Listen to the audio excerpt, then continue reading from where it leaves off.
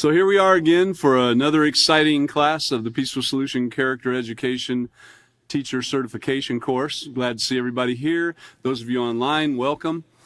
We are in the respect unit now, and of course, those of you who have been with us, we've gone through, started out with character and come on up through the ranks here, and we'll continue on.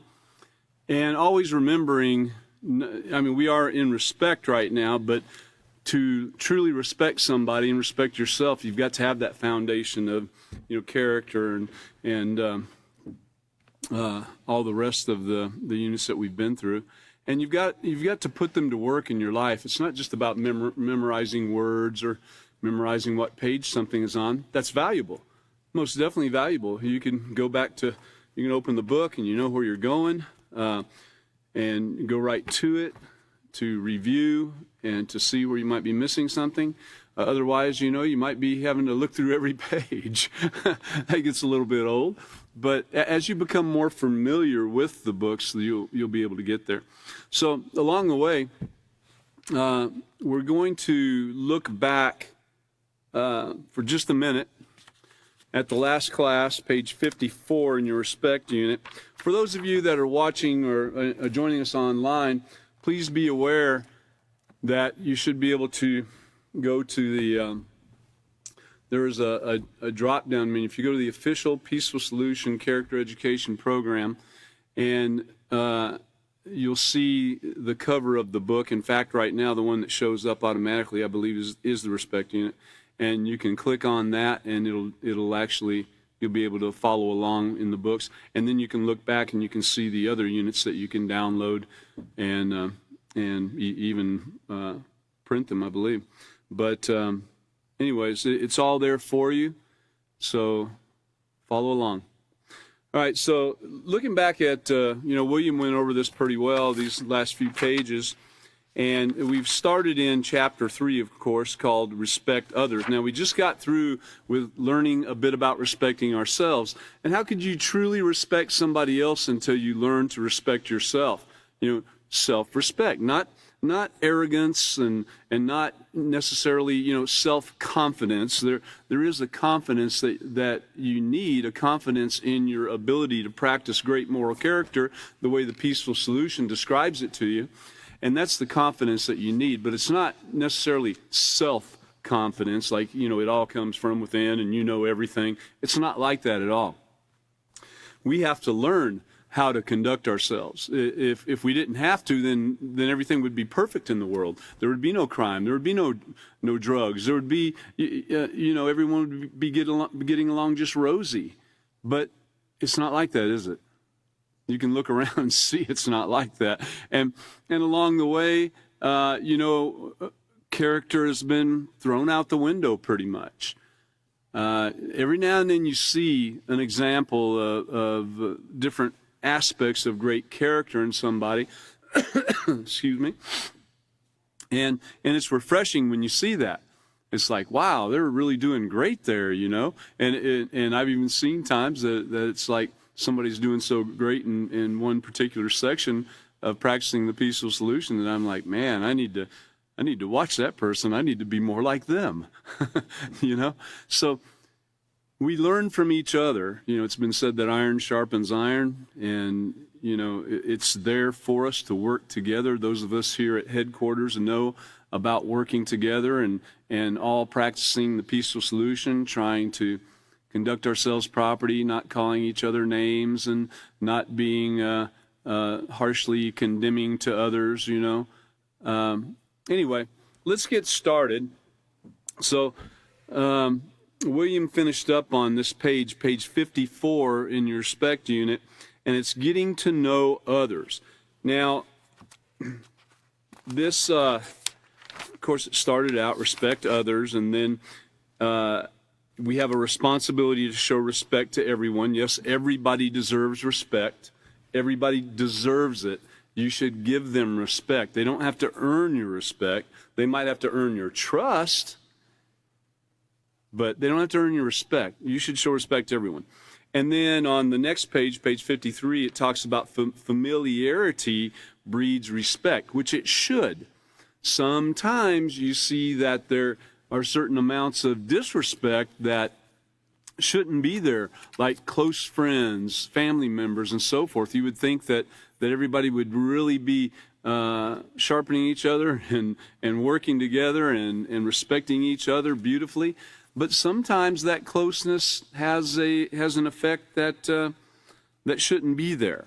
And it's all about learning to control ourselves, practicing self-control, and truly practicing respect. And I think one of the reasons why when people are close to you is you have so many more times to practice, so many more times that your patience might be worn a little bit thin by that same individual. Whereas with strangers, well, it's pretty easy to walk into the store and be kind and respectful to the person at the checkout counter, or the person that can't reach something on a shelf and you reach up there and get it for them or something. It's so easy to be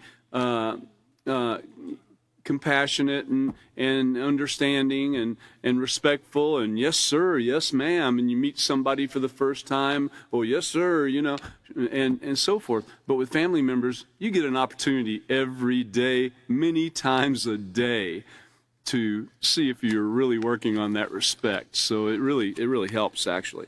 All right, well, moving on. Getting to know others on page 54, where William finished up. We're just going to look at an overview of that. And it talks about building positive relationships and what you have to do in order to do it. You got to be aware of the needs and feelings of others. It's called, empathy. Empathy, you have to be empathetic. Wanting to know what that person's been through, wanting to know their struggles, trying to keep that in mind when you're dealing with them.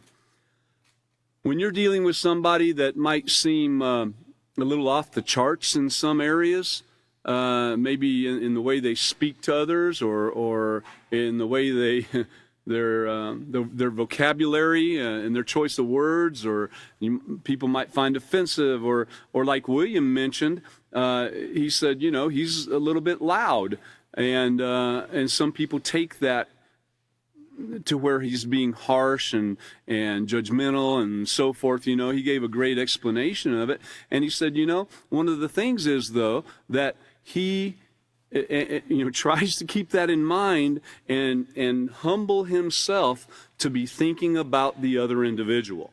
That's being empathetic and showing care and concern towards the other person, knowing that that person might be a little, not quite comfortable with the way you're speaking to them. See, and so, on the other hand, that person too should also be empathetic and be wondering, well, he's a little bit loud. I wonder where he came from. What's his background? What has he been through? And also show that same empathy and the care and concern, the respect. That's the thing about giving the respect that's deserved to everybody by everybody. It doesn't have to be earned. And he covered it really well. So, and any of you that know William or myself too, I can have a rather loud tone sometimes too. And as we get a little bit older, I think part of our hearing starts getting a little dim, and you tend to speak up a little bit too. So everyone else is like, "Hey, why are you yelling?" Okay, so let's care about each other. Let's wonder, how are they doing? What are they going through? And be considerate. So become familiar with the people you interact with. Get to know what's going on with them, their likes and dislikes, and so forth. And, a respectful person is willing to go that extra mile to be courteous. Like William was talking about, he tries to be humble and consider that person and maybe tone it down a little bit and give a conscious effort into doing so. So some of the things of do's and don'ts: use appropriate language, don't use bad language. Using foul language is just because your vocabulary is not developed enough to where you don't do that. And actually, it has an effect on people. Some have found that they can use bad language towards somebody to get their desired effect or their desired action out of the person by cursing at them. And even though it's offensive and all, they found that they can use it to manipulate with. And so you might consider that when you start hearing that language come out of someone's mouth, and you might consider it if it's coming out of your own. Consider the feelings of others. Don't insult them. Respect others' possessions. Don't tease others. That's a big one. Anybody can get involved in that. I mean, we grew up in it, teasing each other and playing tricks on each other and so forth. You know, it's not that bad until somebody doesn't like it anymore. It's not that bad until somebody's true feelings comes out about what they really think about what you've been calling them. Practice positive character traits. Don't yell or scream, and choose your friends carefully. And don't lie. Okay. We are now going to look at what this respect is all about. We can go back, if you will, before we go to the lesson plan and take over here where we left off. Let's go to page 5. Let's go back to page 5 for a minute, and let's look at this, because we've got to know really what respect is and what you have to achieve respect, to be able to really say, you know, I respect you. I show that person respect, and to even respect yourself. So there are steps to showing respect. Look at page 5 in your respect unit. Those of you online, go ahead and flip those pages and scroll on down to page 5, and let's take a look. It says steps to showing respect. And if you'll notice right there, it says value, appreciate, respect. Those are the building blocks. You have to start out knowing about valuing things and having a value system. Then the next thing is learning how to appreciate something or somebody before you can even know what respect is and how to even show it. Sound complicated? Well, no one said it was really easy, but it's all about practice. You're not going to remember everything that we talk about in here. You're not going to remember every page. You're not going to remember every sentence. But if you get something in your mind, and this is as a teacher, what you want to do is from time to time get a little tidbit that sticks into somebody's mind. And that's the thing that's going to create change, because it'll stick in their mind and they'll use it, they'll work on it, and then the next time, boom, maybe something else gets stuck in their mind also, that they get past that one thing, they've perfected it, and then this other thing comes up and they're like, oh man, yeah, that makes sense, I need to try that. See, so let's continue on page 5. Showing appreciation for your belongings begins by first recognizing their value. So you got to see it and understand. You recognize that it has value. You might value one of your possessions because you worked hard to earn it. And that's valid. There's several people in this room, I'm sure, that have had experiences where, I know myself, I've learned that really a person that earns something or earns the money and pays for something, their hard-earned money that they saved to get a certain item, tends to show more appreciation for that item than someone it was just given to. If someone's just given a car, they're going to expect to be given another car and another car and another car as they tear these up. If they've had to earn that car and shown that they can be responsible and caring with that thing, and shows it has value to them, and they appreciate it and they're respecting it, now they're doing something, and possibly the next car that they get, or someone helps them get, or however, I'm using cars, but it might even be something, of an upgrade, or something that they find that they need to do a better job at something, or so forth. So, but not always, but that is the case many times. Anyway, or it was a reward for achieving A's. Well, I've seen that too. I remember in school, someone would get A's on their report card and get given something too. And then depending upon what else they had been taught, they might have got an A in math, but they might not have had an A in character. So depending on what they were taught concerning how to respect their belongings, they might or might not care for that thing. Anyway, Sometimes people value something because it has been in their family for a long time. You know, it's interesting. There's some things that people really value that wouldn't mean anything to you or me, but to someone who, you know, inherited from their great-great-grandfather or from their dad that, you know, maybe died at a young age, and this is the only thing that they remember that them and their dad had, you know, some you know, had in common, and it reminded them of it, you know. So sentimental value. And it gives the example of an old T-shirt that you wore when you went on vacation, and it kind of reminds you of that special memory. But after you recognize that your possessions have value, so that value. And there's other pages that lead into this, you know, different strokes for different folks. One man's junk is another man's treasure, and so forth. We've heard some of those sayings, and they do apply. But after you recognize that these possessions have value, the next step is to appreciate them. Now remember this with people too, okay? As we're talking, this applies to people also, not just possessions. Because they have value because, you know, a coat in the wintertime has a lot of value. In the summertime, it might not be so valuable to you, right? For someone who wears glasses, the glasses can be very valuable to them, especially if they're trying to read. But if they're trying to drive down the road, it might not make much of a difference. But to appreciate something is to be thankful for it. So you might not appreciate the value of that winter coat. Well, there's the example right there, but you're thankful and appreciative that you have it during the winter.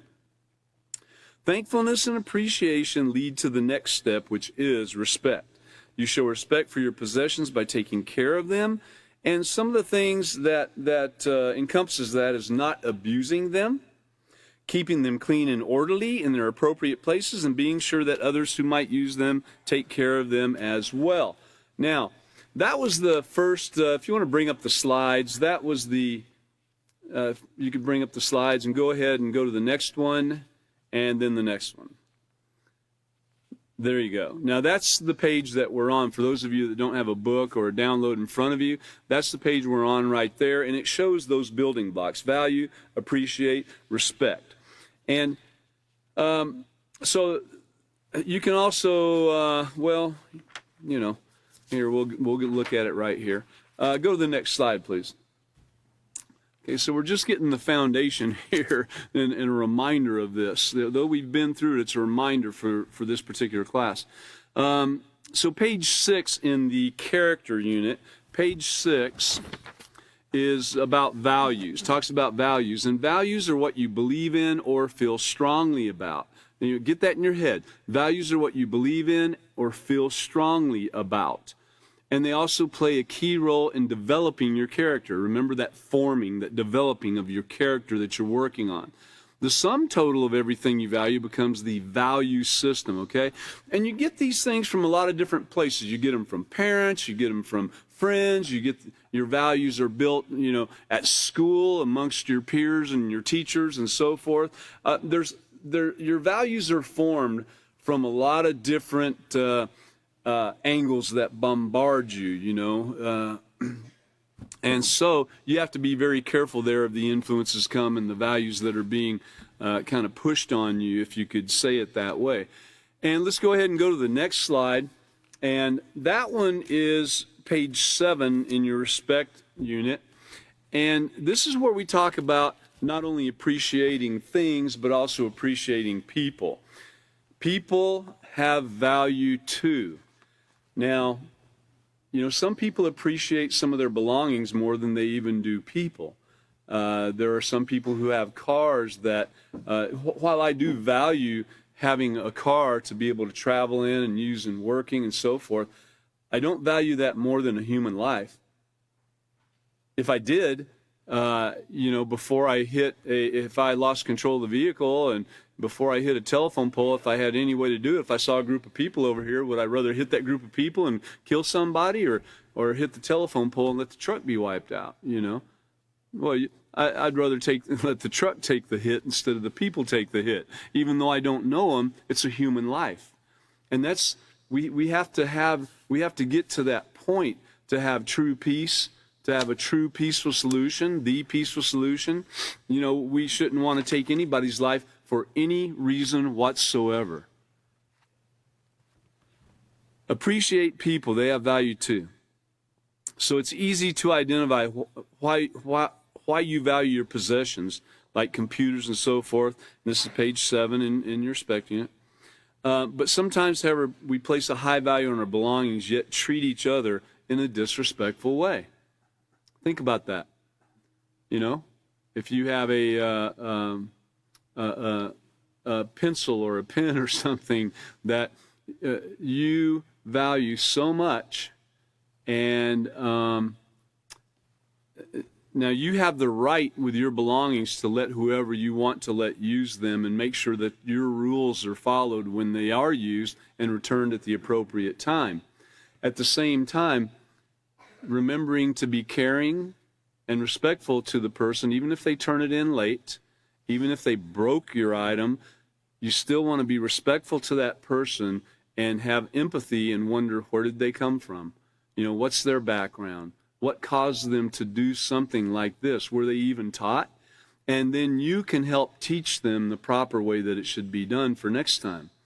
You know, instead of yelling at them and screaming and cursing them and so forth, you need to take another approach to that. We want to, even though we have that value over belongings, we should value people so much more so and not be disrespectful to them. So appreciating yourself begins when you realize that you are a unique person with many ideas and qualities that can be beneficial to your life and others. You would have no depression. There would be no murdering and suicide and so forth. None of that would be taking place if people could understand this. If you appreciated yourself and realized that you have value, you, amongst all the billions of people on this earth, are the only you there is. You're the only one that is exactly like you, that does exactly what you do. Your life is just different from someone else's. It doesn't have to be a thing of, oh, why wasn't I born with all that money that, you know, so-and-so has? Why wasn't I a Rockefeller? Why isn't Bill Gates my dad? You know, it's none of that. Your life is just different. And you know what? It doesn't matter how much money you have or what your situation is. What matters is how you learn to respect yourself and other people. And that's your life. That's the thing no one can take from you. You know, I see all the time where, Elon Musk's the richest man in the world today. And then 2 weeks later, Elon Musk fell down the list down to number 5, and Bill Gates is back to number 1. Hey, you know, Warren Buffett's there. You know, who's the richest? And, you know, the nightmare that they must go through having to even keep track of all the things that they own and the money. You know, they probably have a hard time getting to sleep at night wondering who's stealing from them, you know. So that's not peace. I'm not saying that some of those guys don't have a peaceful life. They might have. They might have learned that people are more important than the money. They might have learned that people are more important than their conglomerate, their big conglomerate, you know. So, and then treating people properly. But you must respect yourself first and appreciate and value yourself. People who have self-respect that's based on true morals can develop a positive character and make decisions that will keep them and others safe and healthy. Okay? All right. Well, let's get into tonight's lesson. We'll be starting on page 55, but not without first going to the lesson plan. Okay. Let's go to lesson plan 3, page D. Lesson plan 3, page D. So William finished up on procedure number 3, and we are going to procedure number 4. If you'll pull up that next slide, please. There you go. Don't know if you can see it from there, but what we're going to be focusing on are the highlighted places for those of you that have a book or have the download or printed a page, whatever you might have. We are focusing on only the highlighted area. The middle section in blue is an activity that you would have in a classroom situation where you could pass out cards and do some little interaction and everything and have some great conversation about it. So activity 1, inform students that another important aspect of respecting others involves how they communicate. Tell students that communication incorporates body language, facial expressions, tone of voice. And let's turn to page 55 in your handbooks and read the section entitled Communicate Respectfully. We're not going to do that section again that's marked in blue up there that says, prior to this activity. But down there at the bottom, it talks about concluding the activity by telling students that when we show respect, we demonstrate appropriate facial expressions, body language, and refrain from interrupting in order to listen attentively, okay? Now, this one section right here, this one section could be many different classes, okay? This is so important. And when you think about it, we go through this every day. When you're communicating with people, imagine if you had no one to communicate with. Or imagine if the only way you could communicate was through words. You had your hands glued to the table. You couldn't move your hands, you couldn't move your body, you couldn't move your eyes or your face, and you sat just like this, and you had to speak with somebody. Today, we are going to study the Peaceful Solution Character Education Program. Facial expression is very important to have.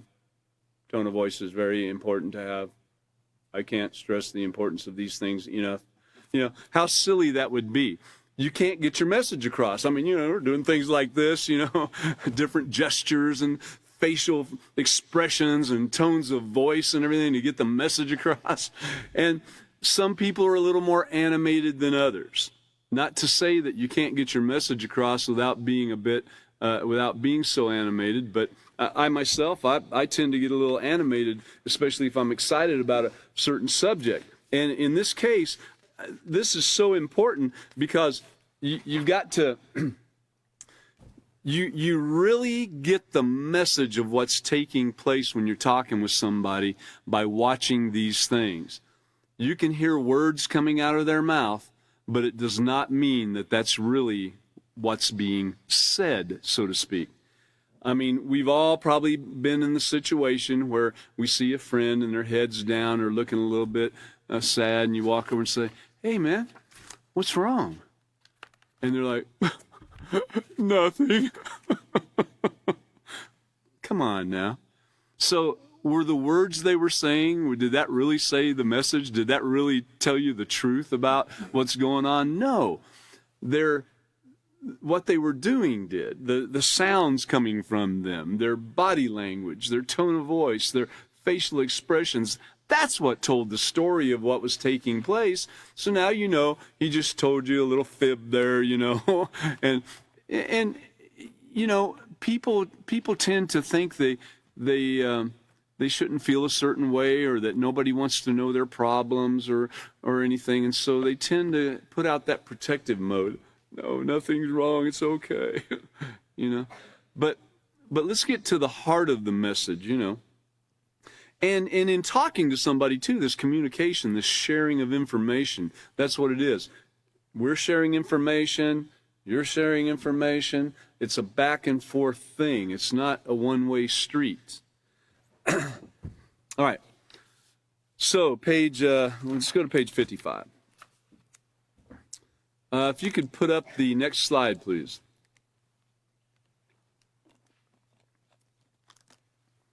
All right.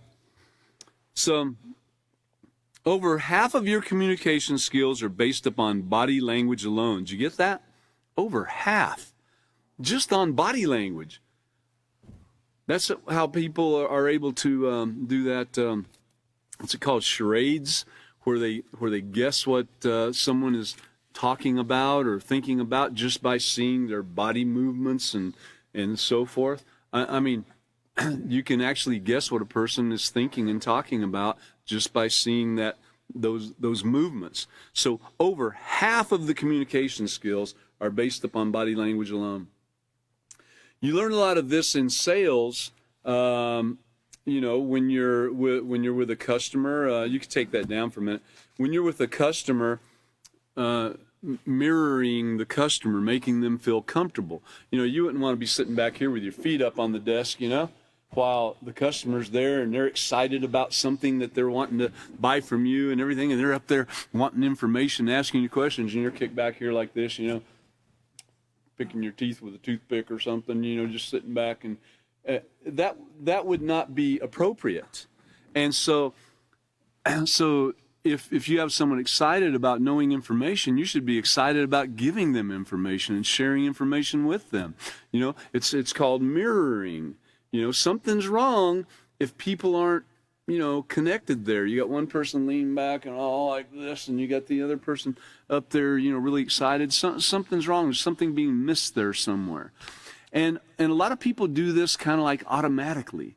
They grew up doing it. They know how to do it. They don't have to consciously think about how to make someone feel comfortable in a conversational situation, So, but others have to learn.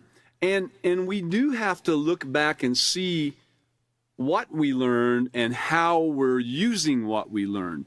You shouldn't be using what you've learned and communicating with people to manipulate somebody. It should be into working with people to have a win-win type situation, and one that shares knowledge and gains knowledge and so forth. So let's get into this. I really don't know how many of these pages we'll get, but communicate respectfully. Communication is another aspect, there's the page, of showing respect to others. We communicate in many different ways, and the most common form of communication is by speaking. But did you know that you also communicate with your body language and facial expressions? Communication incorporates many different factors such as words, facial expressions, body language, and tone of voice. For example, crossing your hands and slumping into your chair tells others that you don't want to hear what they have to say. Now be careful because in learning about body language and facial expressions and tones of voice and so forth, everything doesn't apply to everybody, and everything doesn't apply to every situation. You can't just take it and draw a line and say, yep, that's cut and dry, boy. If you're talking to somebody and they fold their arms, you can take that down for just a minute. But if you're talking to somebody and they fold their arms, that they're not interested in what you have to say. They don't care what you got to say, and they're antagonistic and oppositional, defiant, and everything else you can imagine. That's how some people actually take it to mean when someone's arms is crossed. I've been in conversations where 2 or 3 people are in a group and someone's got their arms crossed and they're really paying attention to what's being said, but they're comfortable that way. They're standing there and they don't know what to do with their hands, or they're cold, a little bit cold, and they feel a little more comfortable and warm like that, and they're listening to what's going on. So you can't apply every little thing you learn in every situation. You've got to, with knowledge comes, and with experience and understanding comes that wisdom too on how to deal with these situations. So don't take it and draw a line and say that's the only way. So you got to be careful with that. In like manners, rolling your eyes when you're being instructed to do something says loud and clear that you're bored with what you're being told, or that you don't intend to follow instructions. Well, that one's pretty strong there. If you're instructing somebody to do something and they're doing that, that's pretty strong, okay?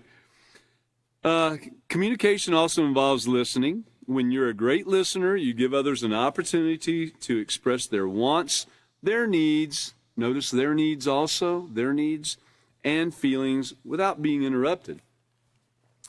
Man, is it hard to do when you're talking on a cell phone. Anybody experience that at all? Oh, man. You're on a cell phone. There's little gaps sometimes, and it skips, and you think the person's done, and you start speaking, but they start speaking too at the same time, and now you're trying to stop and let them speak, or and some people take that and run with it as you're being rude. Well, you might be, but you might not be. You got to look at every situation again. It's really tough. Because you don't have, remember what it said at the top of the page, over half your communication skills are based upon body language alone. Guess what's missing when you're on the phone? Body language. I mean, you could do, FaceTime or something like that where you're talking to them and all that, but it's still something is missing because it's not moving as fast. There's a little bit of delay, you know what I mean? So over half the communication is going out the window when you're talking to someone on the phone. So what's it relying on? It's relying on words and what else? Tone of voice, right? So words and tone of voice. So really, you got no facial expressions, you got no body language to rely on. So you're down to like, we go through this and exactly what percentage it is, but I'm guessing 7%, 50, probably about 15% or so of your communication skills are what are being used when you're talking on the phone. Somewhere off in there. Isn't that terrible? So you got to be careful, and that's why emojis have become so popular too. You're like, oh, okay, well, I'm actually, this is supposed to be funny that I'm telling you, and you send them a funny face, but then by that time they're all snarled up and looking at it and say, yeah, funny, yeah, right. So you got to be careful, all right? Try to get your message across. You got to work extra hard at getting your message across, man, when you're on the phone. And some people might find that they don't want their facial expressions seen or their body language seen on the phone because they're trying to accomplish something less than wanting to share their wants and needs and understand your wants and needs and feelings too. So it's a situation. But the roles of speaker and listener are automatically designated during normal conversation. If both people speak at the same time, neither would hear what the other is saying, and if both people listen at the same time, there'd be nothing to listen to. You'd be sitting there staring at each other. Look at the little cartoon deal. What's going on? Are you going to the debate club meeting after school? Hey, what's up? I asked my mom if you'd come over to supper tonight, so do you want to... What's that got to do with what was asked, Or, what'd you say? What'd you say? There's no communication. It's confusion, So therefore, in order to communicate, one person must listen while the other one speaks. Of course, the roles would switch from time to time. However, if one person constantly interrupted or did all the talking and never let the other person speak, the conversation would not be respectful. Think about it. So this is where we take a moment and you think about it. You think about the last time this occurred to you. I bet you could probably pick a time out today where it took place. Think about it. So now think about what can we change? Who was the perpetrator? It's hard to figure out that in a phone conversation and a conversation that might be not going so well, who the instigator is or who's the victim or what have you. Because there's all that communication is missing. So in a situation that requires a little more care and concern to really get the real story of what's going on, it might be better to meet in person than on the phone. Otherwise, a lot of the message can get lost. Okay. So the next time you have a conversation with someone, listen to what he or she is saying and be careful not to interrupt. Listening politely to someone and waiting your turn to speak shows care and concern. When people know that someone respects them and cares enough to listen, it makes them feel supported and appreciated. You can take that down. And the interesting thing on that is that on the phone conversation, again, back to that, it takes a lot of patience and effort to really wait until you're absolutely sure that the person's through talking. And even then, you're going to speak up from time to time and the person's not through. That's just how it goes. So it takes some extra care and concern because we're missing all the rest of that communication, like 75, 85 or so percent of it, So looking back at the lesson plan, though, let's look, go ahead and put that lesson plan up again. So down at the bottom of lesson plan 3, page D, lesson plan 3, page D, it says activity number 2, tell students that they can also show respect to others by the way they respond to those who upset them. Oh boy, here we go. How to respond to those that upset them.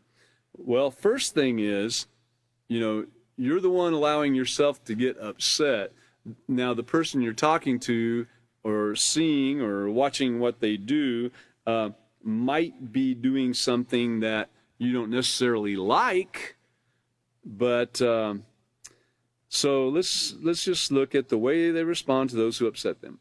Explain that when others say or do things that we disagree with, and remember that's the emotion, anger is a secondary emotion. It means that there's something going on that you don't agree with, and usually there's a trigger first, like embarrassment or frustration or something like that trips your trigger. That's where that comes from. You got a little trigger there. Something tripped it. That's the trigger that triggers you into an anger type zone. Now you can realize you don't disagree, or that you disagree with what's going on, and realize what's going on, and then you can respectfully and using self-control take care of the situation, or you can fly off the handle into a rage, which is what we don't want to do, because then anger becomes that rage, and you're out of control. But we tend to retaliate by making disrespectful comments. However, saying hurtful words that put others down will only make the problem worse.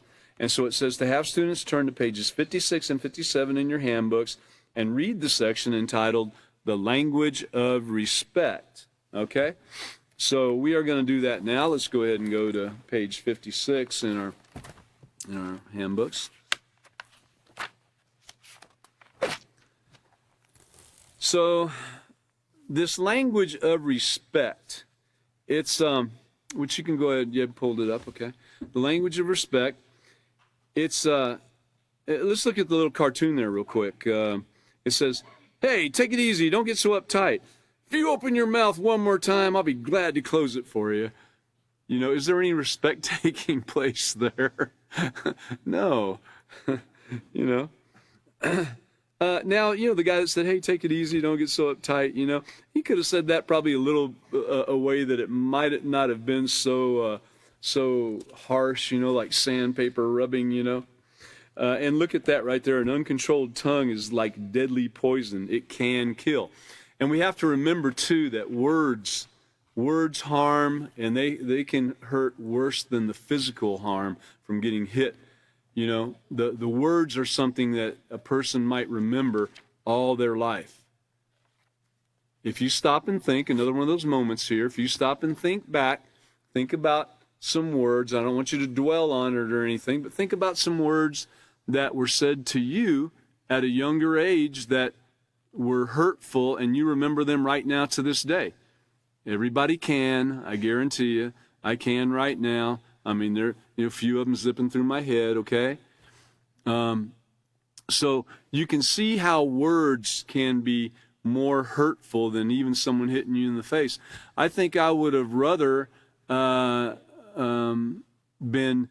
hit in the face or something of that nature than someone saying to me, I wish you'd have never been born. I remember those words, very much so. They don't have an effect on me like they used to. I just realized that the person really didn't know how to conduct themselves, and, they can learn to do better too. And then you have to look at how they were raised and what situation they were raised in and what were the harsh conditions that they were raised in and so forth. And so you look at that, and you can find a way to forgive people for the hurtful things that they've said. Though it's still there, though I still remember it, it's still there. And then I can remember some that were harder to forgive that are still in there too. But yet you've got to, otherwise you'll be hurting yourself, not that person. Most of the people that really hurtful things were said to me have long died and gone. And so it's not hurting them anymore, but it might hurt me if I dwell on it. So think about that. Anyway, the language of respect. So have you ever heard the expression, "Sticks and stones will break my bones, but words will never hurt me"? Well, that's one of the things I was told as a child to say to somebody who was bullying me and saying hurtful words. Sticks and stones may break my bones, but words will never hurt me. Well, no, guess what? It's a lie. It is a lie. Words hurt. They can be a form of abuse. Bones that get broken heal most of the time, but emotional hurt from spiteful, mean, and uncaring words can have a lifelong effect, especially if it's coming from someone that you trust and care for deeply and have a great amount of honor and respect for. When it comes from that person, talk about hurt. Man, that can send a person into depression. It can lead to, if it's allowed to take control and you're not practicing self-control and you haven't learned how to deal with these things, it can lead to a life of lifelong regret and pain and depression and so forth. And this does take place in a lot of people's lives, and people commit suicide over these things. Oh, they told me I was fat when I was, whatever the case might be. You're too fat, too skinny, your nose is too big, your ears are too big, your feet are too big, you're too tall, you're too short, you're too, name it. There's so many things that people can say that are hurtful. They can tell you you're stupid. They can tell you that you have no brain, that their grandson could do it better than you. All these things are things that people that are mean, just like it said, spiteful, mean, and uncaring, not showing respect towards you or anybody else or themselves. So, respectful communication also involves controlling your emotions so that you can refrain from name-calling or teasing others. People name-call and tease for different reasons. The two most common reasons are to put someone down and to make them feel bad about themselves. Another reason is that you might just be joking around. Keep in mind that if you're the only one who thinks your joke is funny, then your name-calling or teasing is not a joke to the other person. And you might not even know that for a long time. You might be putting someone down and making fun of their appearance or something they did and everything, and they'll be laughing with you, at first. But then here comes the truth. Some point in time, they've had enough, and something taking place in their life that day where they just blow off on you. They snap. And then you find out the real deal, how they always hated that thing that you called them or that joke you made of them. I can think of various instances where something like that took place in my life where, both sides of the fence there. The problem with name calling is that it can be very disrespectful and can seriously hurt someone's feelings. Name calling chips away at another's self-respect. It can make them feel devalued, embarrassed, and humiliated. And I don't care. I don't know of anybody that can just brush it off so fast. When someone calls you a name, if it's coming from someone that, again, that maybe you work with and have a certain amount of trust with and an honor and so forth, and they call you a name, that doesn't go away right away. It hits and it hurts and it cuts deep. Now, you can control yourself. You can practice self-control, but it can come back and get you. All right, people often name call when they're upset with someone. Saying hurtful, spiteful words to show someone that you're upset with them never solves the problem. You get that? Saying hurtful, spiteful words, that's that word magic. That's what that is, word magic. Trying to accomplish manipulating someone else's actions into what you want them to do, or the desired result of making them feel bad and punishing them and so forth. And that's really what I would call word magic, because it's you're not concerned about what they want. You're only concerned about what you want at that point. So in fact, it only makes the situation worse. The next time you become angry with someone, remember that the person you're angry with is still a human being and therefore worthy of respect. In fact, little spoiler alert thing here, but if you do not treat others with respect, you're basically saying that they don't even belong to the human race. They're not worthy of respect. That's what you're saying. You know, we need to respect each other in our conversations, in our deeds, and the way we conduct ourselves in every way. Let's go ahead and go to the next page, which is page 57.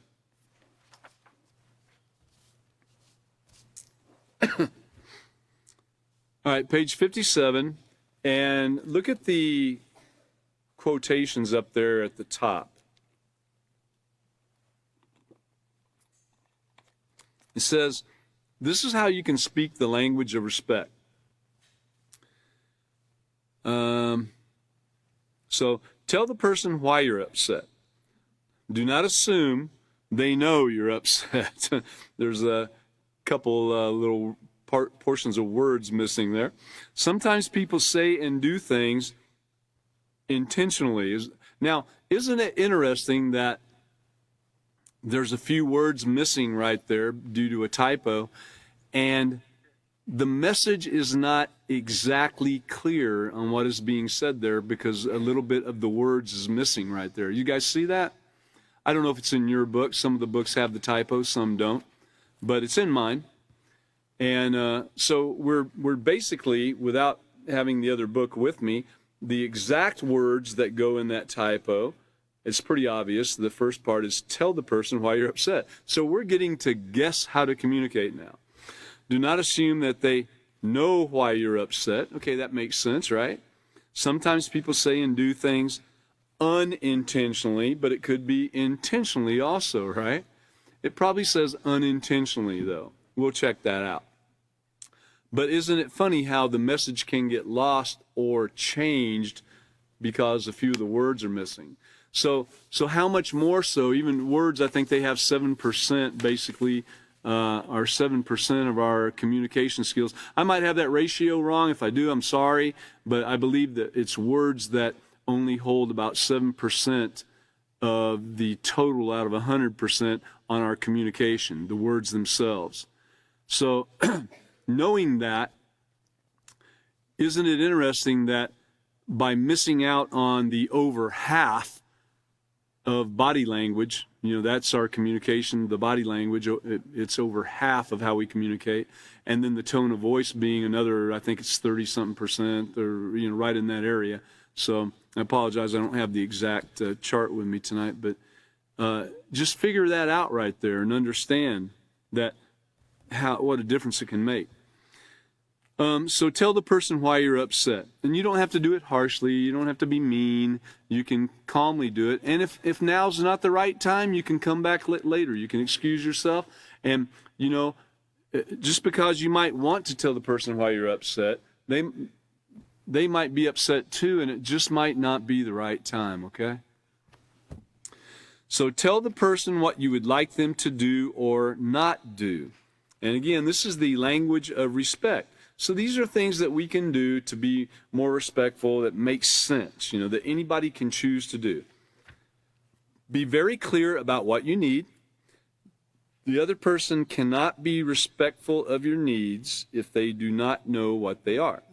The other person cannot be respectful of your needs if they don't know what your needs are. And it might be possible they haven't asked.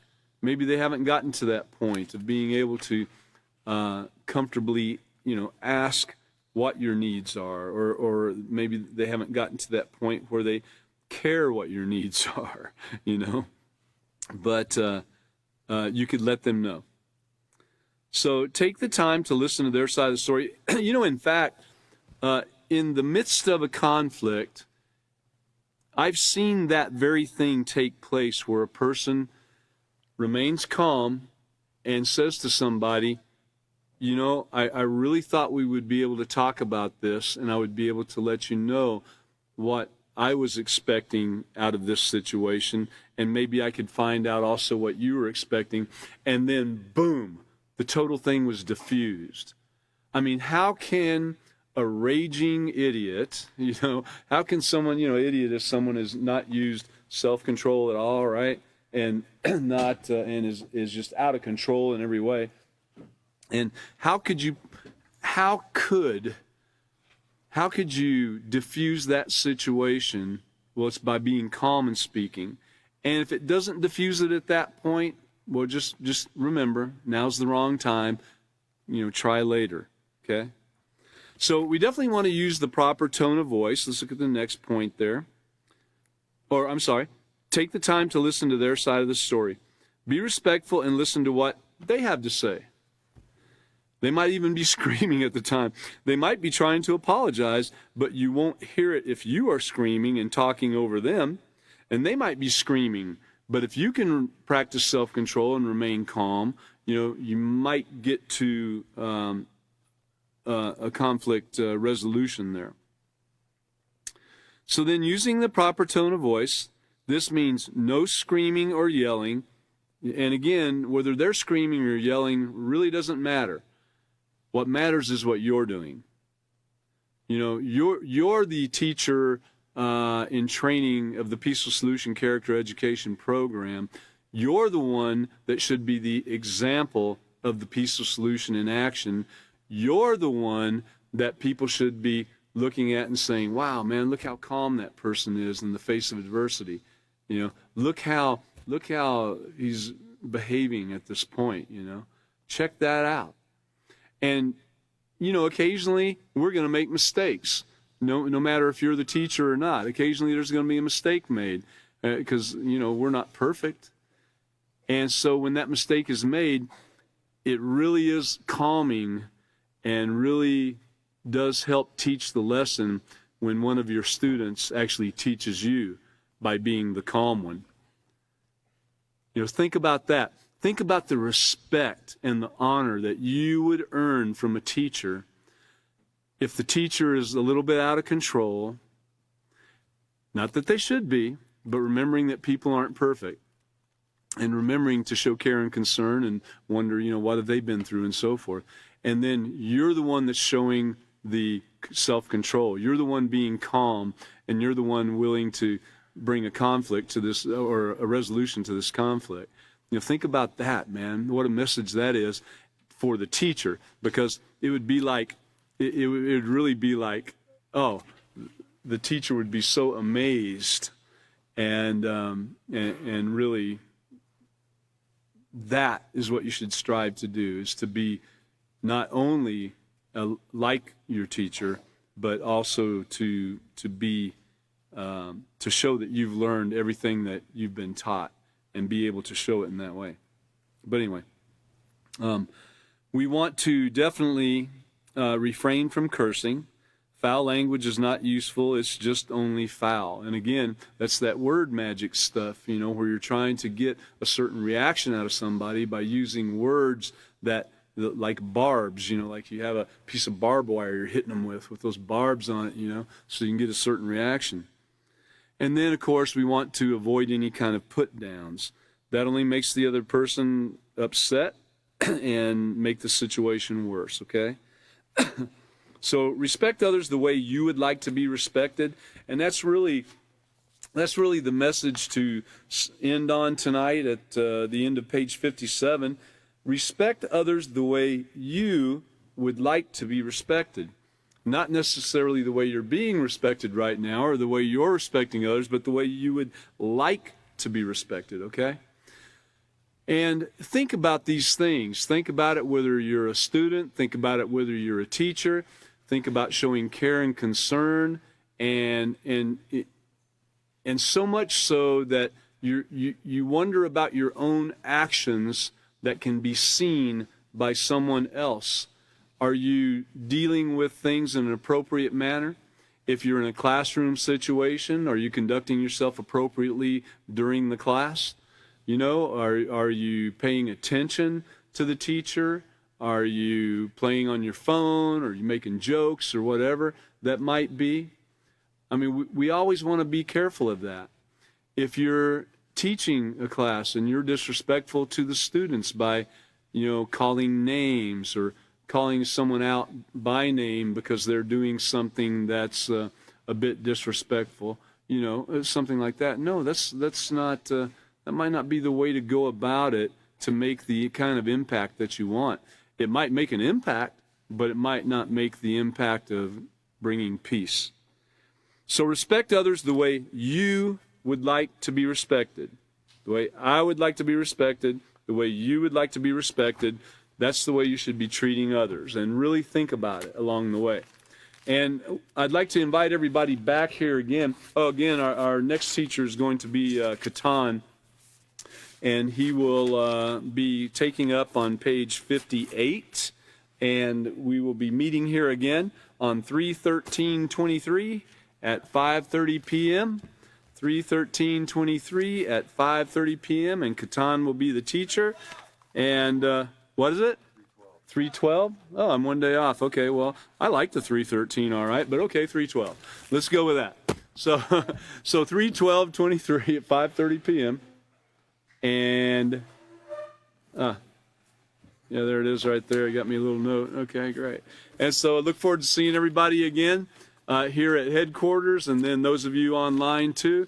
So have a great week. Remember that last statement, treat others the way that you would like to be treated, and let's let that be in our memory as we take off from here tonight, okay? Thank you for coming.